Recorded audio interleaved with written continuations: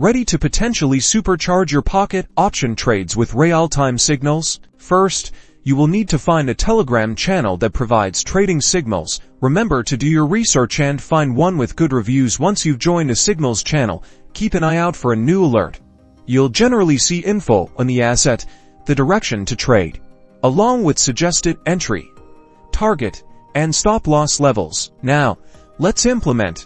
Head over to your pocket option account and select the asset mentioned in the Telegram signal.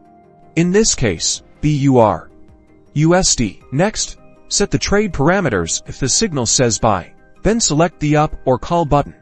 Adjust the trade amount you're comfortable with risking and set the expiration time according to your trading strategy. This is crucial. Implement risk management by setting stop-loss and take-profit orders. Use the entry, target, and stop-loss levels provided in the Telegram signal to set these levels on the pocket option platform. Finally, and most importantly, verify signals from multiple sources and trade wisely, as no signal can guarantee a winning trade.